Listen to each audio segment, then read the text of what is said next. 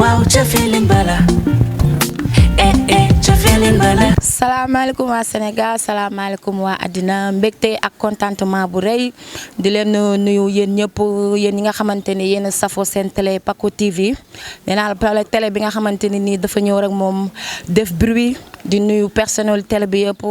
ku ci mel ni DG bi Pape Sow mention spéciale di nuyu DJ Jazz mi nga xamante ne nii macha allah moom kor jànk jéeg ji voilà yéen ngi suivre seen émission taaru jigéen ñi tey nag maa ngi fii Daaru Xudoos di war fi tase tey ak sama reine bi voilà jéem a xool fan laay tase moom dugg ci ruqaan yi waaw. aca kan laa war a taseel pour sama reine du jour am na benn mignon joli bu may sende yaa ngi reetaan de Eva yow looy liggéey élève nga wala looy liggéey. mais élève la nouvelle bachelière. ah bon mais félicitations. merci. waaw yàlla na nekk sa njiglaay waa awa tey yaa ngi suivre seen émission taaru jigéen ñi yaa ngi dégg tey dañ la bëggoon a jël ne la coppeel rek yóbbu la defar la ba nga mel ni indox bu fekkente ne disponible nga loo wax ci loolu. ah loolu de lu baax la xanaa moo woo sama yaay tàgg ko ba xam. d'accord amul problème wool mère bi.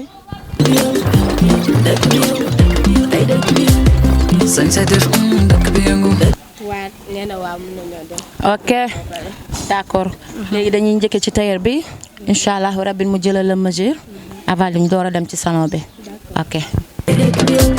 baax gën riche am base buzz bëri feeling bondi baax gën riche. waaw yegg si nañ fii ñoo ngi fii ci Tiz création salaamaaleykum. ça va. ci loo nekk. maa yaa ngi am jàmm. ça va. tur bi. man Cheikh Tidiane la. Cheikh Tidiane Dieng. waa Cheikh Tidiane seen émission taaru jigéen ñi waa tey dañoo ñëwoon seesi la indi la sama reine du jour bi waaw nga ñawal ko maanaam ñawal ko lu rafet yow moom macha allah ñaw sa yëf la dagg rek ngay def waaw kay. waaw loolu moom mooy loolu kii dina ñëw sax incha allah kii taay bi macha allah. wol ma waa Alioune bi waa génération wundel caabi maa ngi nii kuy lakk tudd ko wax xale baa ngi nii metti nii def classe ak tokk harmonie ku deful woon ba ma def tayi ko ma wax la volume bi wàññi ko sangu la dëkk bi yëngu dëkk bi yëngu tey dëkk bi yëngu sañ sa def dëkk bi yëngu génn def dëkk bi saa su ma ne bëri dëkk bi yëngu ndax daal ca feeling riche bëri feeling bondi man dama baax gën riche am base buzz bëri feeling bondi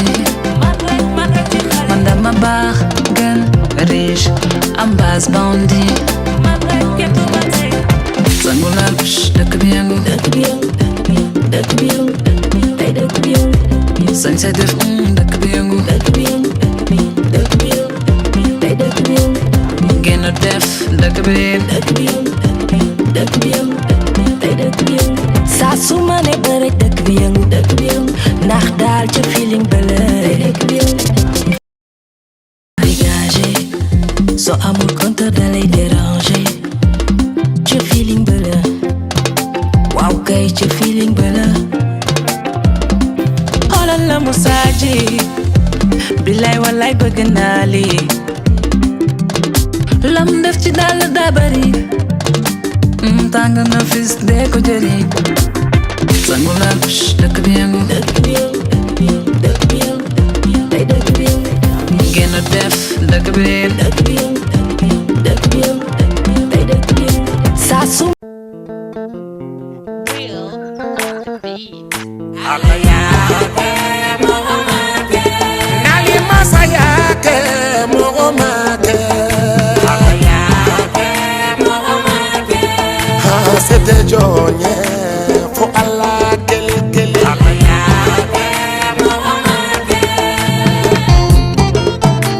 waa Tidiane daa mel ni ñawal nga sama reine du jour ba pare. waaw sa reine du jour bi la ñawal naa ko pare moom mooy loolu quoi macha allah. waaw Tidiane lu ma bëggoon a xam. mooy maanaam ban année nga dugg ci métier tailleur. tailleur bi rek mun naa ne yàggul man 2007 laa si dugg quoi 2007 ba léegi laa si nekk xam nga waaw noonu la demee quoi ba mu arrêté sama étude yi laa commencé di job ci tailleur bi nii ba léegi quoi en 2023. waaw loolu yàlla dogal. mais ti métier tailleur lu dafa xaw a maanaam dafa xaw a métti comme gars yi niñ koy waxee parfois nga am client yoo xamante ne nii dañuy naqari deret parfois ñu jox la seen tissu nga war ko ñaw comme période événement yi nii. voilà ñu war a jot seen ñaw jotuñu ko yow loolu noo koy dundee. waaw loolu la mais dara da nga xam ne travail comme lépp rek xam nga rek am na ñoo xamante ne moom bul xool seen langage wala seen comportement. xëy na nit boo meree doo mën a tolloo sa bopp quoi comprendre nga mais yow muy nekk si métier bi yow yaa xam lu ngay jëflante ak ñoom xam nga en discipline yaa ngi comprendre. xam nga ba ñoom lu ñu am si lu ñu bëgg quoi nga dem moom mu dem parce que xam naa ne bu nekk woon lu mu am envie comme exemple ñëw si yow nga koy ñëwal du loolu dóor wala soit mu lay saaga kon nag lépp lu mu la mën a wax rek yow muy téyeer bi yaa ma gën a xam war nga mën a tolloo rek wax yi bañ a toppatoo yéen yi quoi. waaw nga muñ rek ñaw ko lu mu bëgg après bu demee jeex na. am na solo surtout loolu mais ma bëggoon xam ba xam da ngay ñëw di jaay wala. waaw man lépp laay def damay ñëw di jaay damay ñëw client yi. waaw damay ñëw di jaay damay ñëw client yi. maanaam yi ngay ñëw di jaay nii maanaam da nga am ay compte Facebook maanaam comme tey jii nii bu nit bëggoon tey commande la. voilà fan lay jaar maanaam. ok waaw maa email maa compte Facebook xam nga da ngay def Tiz création ngay def. même Facebook maa ngi foofu bu demee Tiz création 25 @live.fr après da ngay gis yu mu fa dugal quoi noonu la demee en même temps sama web WhatsApp business bi quoi man tamit def naa si catalogue boo fa bëggee tamit boo jëlee sama numéro après da ngay xool catalogue yu mu fa dugal nga comprendre. xam nga lu may joobee quoi. waaw loolu lépp it maa ngi si. waaw loolu leer na naññ mais su ma la doon laaj maanaam comme bi nga ci nekkee depuis boobu ba léegi. voilà maanaam lu la ci gën a métti wala lu la ci gën a neex daal. ok àdduna rek gaañ mooy loolu da ngay muñ rek mais comme ni nga ko waxee sànq rek comme client ñoo fii dina jéem a dépassé wala yooyu man moom du ma ko jàppee dara ak loo mënta wax man damay xam ni sa tolluwaay la yow mii quoi mais du ma la jàppee dara dama lay bàyyi noonu di reetaan la jéem a maslaa ak yow ba nga comprendre fu mu toll quoi après nga dem ma dem mais xam nga des fois nga mer loolu wax loolu wala saagal sax xam nga da nga koy dund mais damay muñ rek. un jour sama père mi naa ma yow ñu ngi lay saaga wala wax ju bëri bu doon man damay bàyyi téere ma ne ko non père da ngaa comprendre rek man maa gën a bañ ko may mais xam nga rek métier bi la ku ne ngay gis nit ñëpp yamuñu quoi loolu la affaire bi. dëgg la da ngay muñ rek. dëgg la waa Tidiane ñu bàyyi la nga tàggatoo. waaw comme ni nga ko waxee rek noonu la kontaan naa si trop émission yi moom xam nga rafetul naa ko quoi àdduna moom waaw nii la quoi boo gisee kuy job seen affaire nii. xam nga ngeen publicité comprendre ngeen waaw loolu daf may gën a jox courage quoi maanaam comme ni ngeen doxalee nii moom waaw macha allah kontaan naa si. vraiment ñun ñoo la gën a kontaan. ñu ngi lay remercier di la ñaanal yàlla. ku bëgg a jox ak man rek après da nga jël numéro bi muy 77 712 66 16 après boo ko jëlee après ñu mën a jokkoo maa yow nice après nga woo Tiz création xam nga waaw maa ngi fii cité Darou Khoudoss waaw quartier Darou Khoudoss quoi quartier Ndiaga Faye noonu la demee. boo ñëwee fii rek xale boo gis wala mooy loolu boo laajtee kàcc Darou Khoudoss nii rek kàcc Ndiaga Faye en face jumaa ji jàkk ji foofu laa nekk quoi. waaw loolu leer na waaw léegi ñoo ngi lay remercier di la wax ne la ni vraiment kontaan nañ. non maa la gën a kontaan moom merci beaucoup maa la gën a kontaan à la prochaine fois incha allah. waa ginnaaw bi ñu jógee ci tailleur bi man ak sama reine du jour bi yegsi nañ fii ci salon bi Lissa Make-up sopp Serigne Babacar Sy. Ulisi nogoro kunte diminna Ulisi nogoro ñaate diminna ka ulisi no. Voilà yegsi nañ ci salon bi Lissa Make-up salon sopp Serigne Babacar Sy Lissa maa ngi lay nuyu. maa ngi lay fay soxna Seynabou mbaa yaa ngi ci jàmm bu baax a baax rek di leen dalal ci salon Lissa Make-up sopp sëñ Babacar Sy nekk fii Tivaouane Peulh ci wetu tournal bi dalal nañ leen bu baax a baax. ñu ngi lay fay lu bëree bëri mbaa yaa ngi am jàmm rek.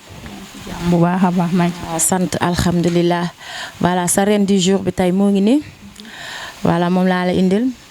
ba fas yéene koo teg sa loxo nga defaral ma ko lu àddina bi ñëpp di coow loo wax ci loolu. ah loolu de xanaa kontaan ci rek am ci contentement bu baax a baax a baax waaw dinañ ko defal lu rafet dinañ ko defal tamit loo xam ne moom la ñuy defaral ñëpp rek ndax lu baax rek la ñu mën a defaraate loolu la ñuy defal ñëpp bu ñi rek yegg si na si kii bi daal waaw. kon ñu bàyyi la nga def sa liggéey yaa ngi noonu sama xen du jour bi mu ngi noonu waa kay bàyyi naa ko sa loxo. awa diga defale na ni samana ñoo defale ni samana kaba defale ami ni samana ñame man ne jalalu la koko buru sama ani baburu sama ngana sen kambani sama bulu kamba kan moy sayay ami sama ke roxiya sey moy sayay doomu jambur la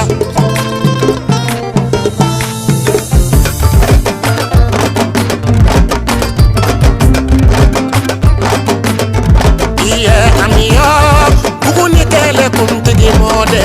amiyo iye masadege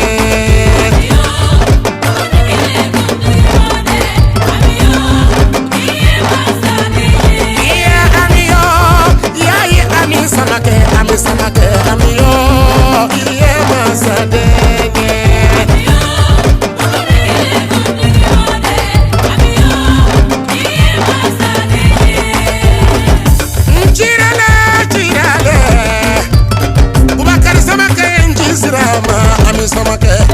mention spéciale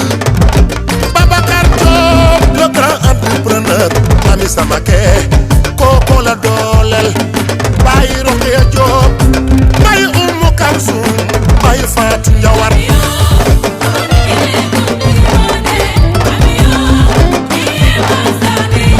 iye ami samake mboku ndeyam ma samake ami yo ye duwa udene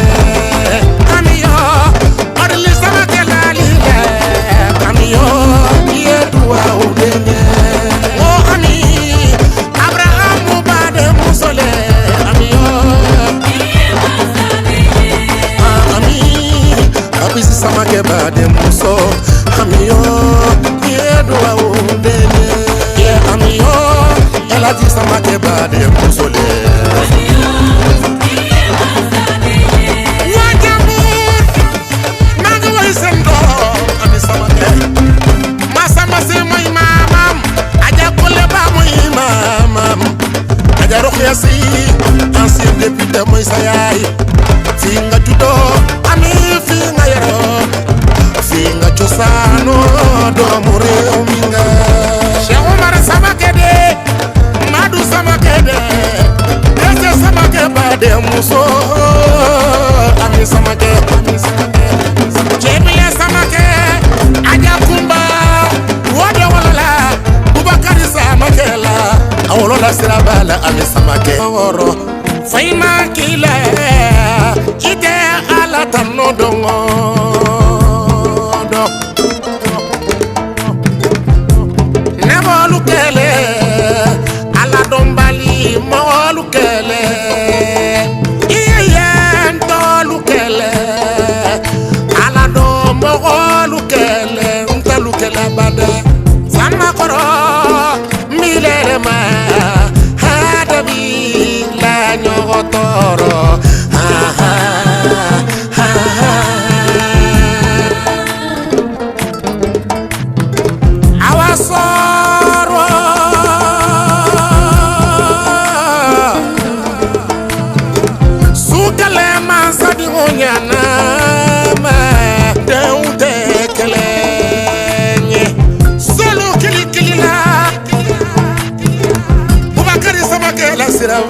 ami samake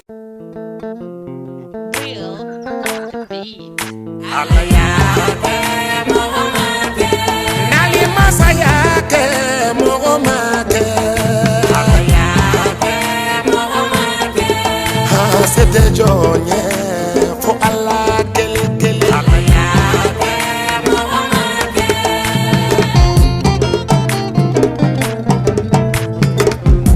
sinogoro kunte diminna wuli sinogoro nyate diminna ka wuli sinogoro fayma kila ite ala tanno dongo do nebolu kele ala dombali molu kele iyen tolu kele ala do molu kele ntalu kele bada sama koro milere ma hadabi la nyogotoro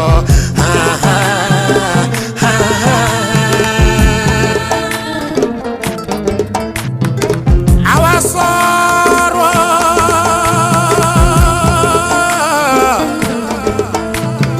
sukale masadi onyana ma deute kelenye solo kilikilila Bubakari samake la sirabama ami samake awadiga de falena ni samana nyote fale ni samana kabate fale ami ni samana nyame manne jalalula koko buru sama ani baburu sama samanga na senkamba ni sama bulu kamba kan moy sayay ami samake roxiya sey moy sayay doomu jambur la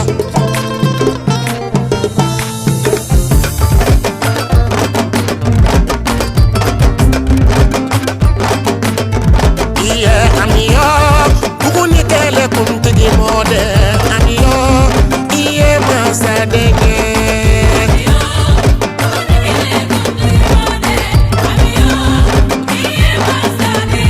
iye amiyo yayi ami samake amiyo iye masadege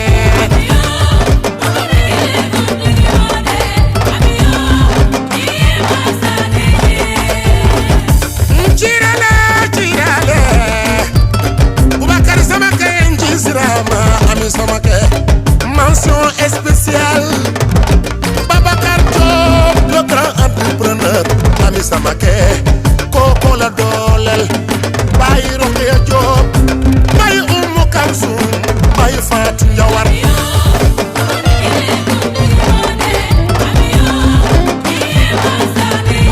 iye ami samake mboku ndeyam ma samake ami yo ye duwa udene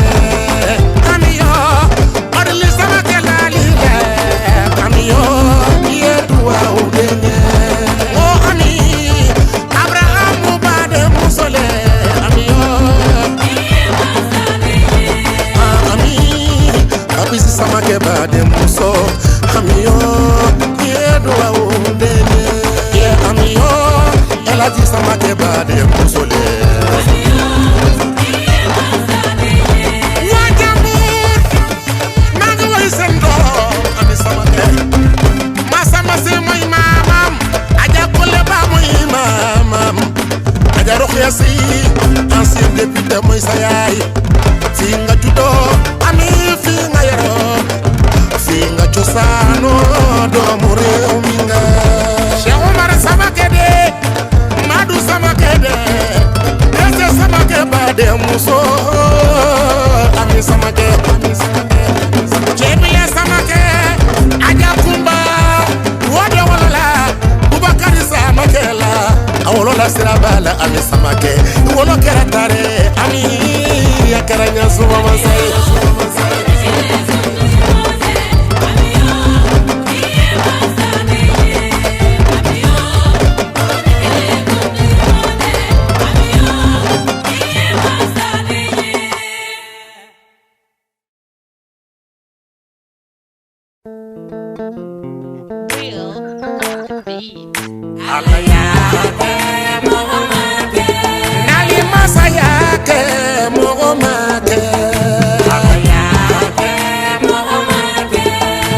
C'était Johnny, faut Allah kele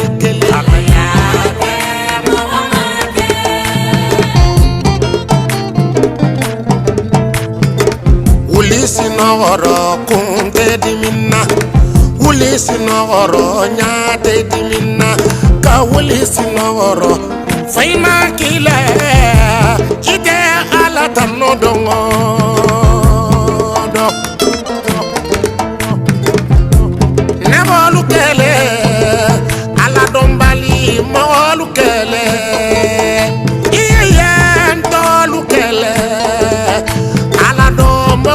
ntalukele bada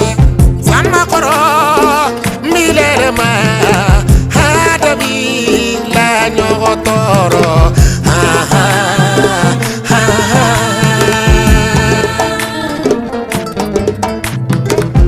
awasoro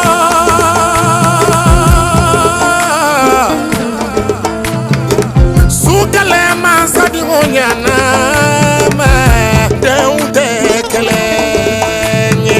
solo kili la Bubakari samake la sirabama ami samake awadiga de falena ni samana nyote fale ni samana kabate fale amini samana nyame manne jalalula koko buru sama ani baburu sama samangana senkamba ni sama bulu kamba kan moy sayay ami samake rokhia sey moy sayay doomu jambur la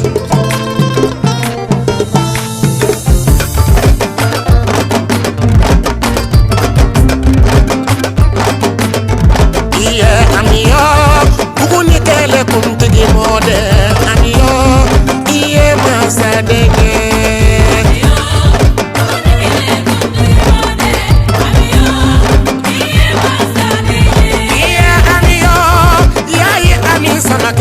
samake amiyo iye masadege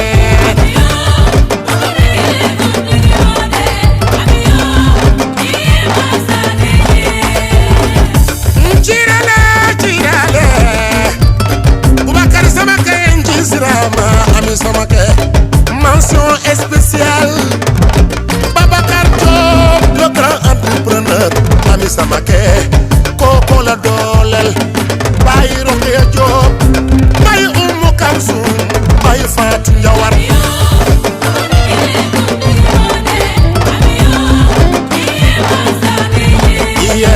naaw niñ ko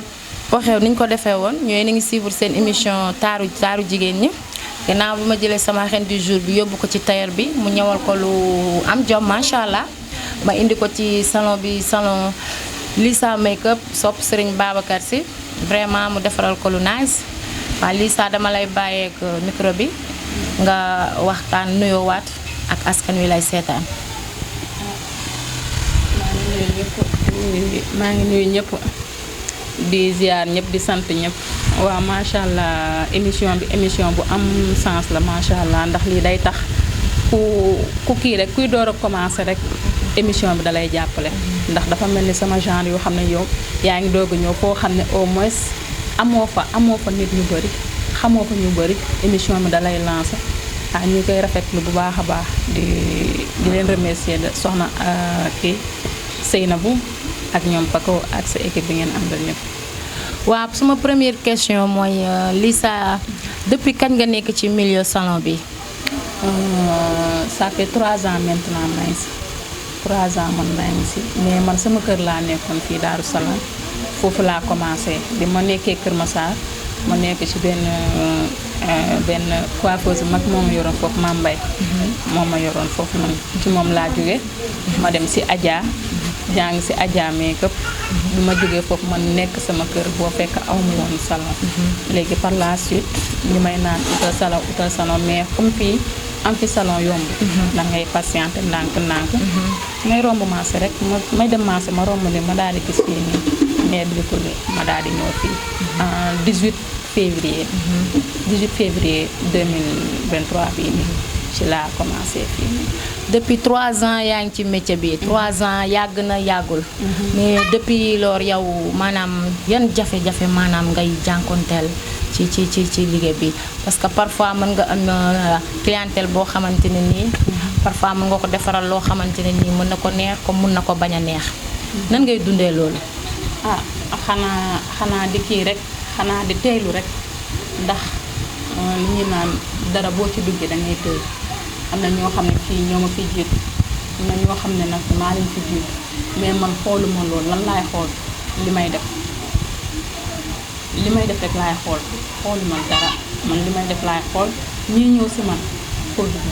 saa yu ñëwee si man rek ñu am satisfaction ndax bëgguma nit ñëw dugg na ci salon Lisa Makeup ñu defaral ko loo xam ne neexu ko mu génn mu koy wax fii balaa nit di fi génn dama lay xool muy létt muy man li may def gis nga xale sax ñoom xam nañ ko man bëgguma tamit laal man damay bëgg ñu dama xam ne man seen ko neex na ma leen di doog a bàyyi man maay bëgg a def lépp ndax bëgg rek cliente bi ñu am satisfaction ndax satisfaction moom mooy lépp waaw cliente bés bu satisfaire rek dina la andil ñeneen mën na la andil ñeneen mais alors que bu nekkee ne yow cliente dafay ñëw nga koy kii loolu bokkul ci loo xam ne nii da lay avancé lool te ñun moom lu ñu avancé lool rek loolu lañ def dëgg la loolu nga wax dëgg la mais ma lay laaj tamit ba xam yow da ngay def ay déplacement comme tey jii ku amoon mariage wala xew ba xam yow da ngay déplacé wu dem defaral ko voilà. waaw ñun dañuy def déplacement waaw ku ñu xam nañu yàgg nañ def déplacement ñu dem ba ci région dañu dem ba ci région yi loolu moom waaw yàgg nañ koo def fekk na sax amaguñu salon mais boo fekk ñu def déplacement mais Lisa yow tey jii nii maanaam ku bëggoon a ñëw tey jii pour nga defaral ko adresse bi ak numéro téléphone bi pour nga joxe sa adresse pour ñi nga xamante ne nii bëgg nañ ñëw pour nga defaral leen voilà ñu xam exact yow fan nga situé man maa ngi nekkee fii Tivaouane ci tournal charrette yi boo ñëwee ba ci tournal charrette yi boo laajtee kii salon bu bees bi rek boo ne salon bees bi wala kër ñoom góor rek salon bu nekk si kër ñoom góor rek dinañ la kër ñoom góor moo nekk ni moo ma gën a siiw ndax moo nekk tailleur bu nekk fii moo ma gën a siiw boo ne Sali rek moom xam bu baax a baax Sali léegi sama numéro téléphone 76 la 405 44 76 wala 77 065 83 94. bamtuwaat ko. 76 405 44 76 wala nga def 77 065 83 94. ñu ngi lay bàyyi nga tàggatoo. xanaa di kontaan bu baax di kontaan si Pago di kontaan si Rokhaya ak si kii DJ Jazz waaw kontaan naa trop yendu bi neex na am na ambiance ba pare c'est intéressant daal waaw ndax ñun moom wax dëgg yàlla genre émission yi daal moom lañ war a di gën a kii di gën a dooleel ndax lii day tax nit ñi xam la day tax nga gën a am cliente lépp daal ñu ngi si biir waaw ñu ngi leen di gërëm di leen sant di kontaan trop yàlla xam na loolu ndax lii yàgg nañ koo bëgg sax mais xam naa yàlla tey ji la ko dogal waaw ñun tamit ñu ngi lay remercier bu baax gis nañ nit ñi accueillir macha allah neex nga dret vraiment dañ lay ñaanal rek yaa xam li nga bëgg sa liggéey bi yal na la ko suñu borom bi defal te mu nekk sa njiglaay merci beaucoup kontaan nañ ci yow ma jublu ci sama reine du jour bi Eva gis nga ni nga yànjee Eva jongo ma nga de Eva bi ngay ñëw meloo woon nii de déedéet loo wax nag defar bi moom rafet na ma macha allah maquillage bi rafet na tailleur bi tamit ñawal dama ñaw bu rafet na ma macha allah instant yi nii may waxee yow jongo ma sax dafa tiit macha allah jongo ma sax moom dafa waaru Eva ma laaj la dara élève nga yaa ngi ci vacances yi mais période vacances yi nii danga toog seen kër rek defoo dara wala période vacances yi de ñu ngi nii comme que dañuy jàng 9 mois duñu def dara période vacances yi dañ si profito nekk si kër gi liggéey togg yàq def yooyu bale dimbali suñu yaay rek loolu lañ siy def instant yi ba école tijji ñu jàngiwaat c'est important am na solo parce que jigéen nga mais jàng nga ba am waa li ñëpp di wër baccalauréat voilà léegi man dama lay demander ba xam yow yaa ngi ak sa diplôme lan maanaam liggéey ban genre liggéey maanaam moom nga bëgg bon am naa sama bac ba pare damay dem université li ma bëgg a suivre incha allah kii la science juridique mooy lu jëm si wàllu droit ak yooyu loolu laa bëgg a suivre instant yi nii yàlla na la ci yàlla jàppale amiin ma bàyyi la nga tàggatoo waaw maa ngi nuyu ñëpp di gërëm ki ma maquillage rafet na lool sax di gërëm tamit tailleur bi ma ñawal yi ñaw bi rafet na lépp baax na daal di leen nuyu yéen ñu ñuy seetaan dina wax ba beneen yoon rek incha allah. merci beaucoup merci sama reine du jour bi Eva maa ngi lay remercier bu baax vraiment wax dëgg yàlla depuis ce matin ñoo ngi ànd man ak yow toute la journée ñu nekk ko vraiment gisuma ci yow dara onko waxoo dara vraiment aw ma sa fay di remercier tailleur bi di remercier tamit borom salon bi Lisa Makeup vraiment moom tamit jàpp na ci affaire yi ñu lay remercier bu baax waaw maa ngi remercier ñi nga xamante ne ni tey ñoom laa àndal muy sama équipe bi di remercier sama caméraman bi Dubaï moom nga xam ne daa xëcc jantalam rek teg di remercier tamit DJ Jazz waaw nee naa ko moom kooku moom moom mooy xaritu ko jànk jeeg ji laa koy wax moom laa koy woowee vraiment wax dëgg fa yàlla di nuyu tamit sama waa koñ muy waa Soka beeg vraiment ñoom ñoo ma dooleel su ma demee ba egsi fii nii tey ji yàlla ñoom ñoo tax vraiment di am contentement di leen jox prochaine fois incha allahu rabin seen beneen émission taaru jigéen ñi di leen wax tamit mën ngeen ko suivre lundi incha allahu rabin à partir de 19h di leen jox rendez-vous di leen jox bye di leen wax bye.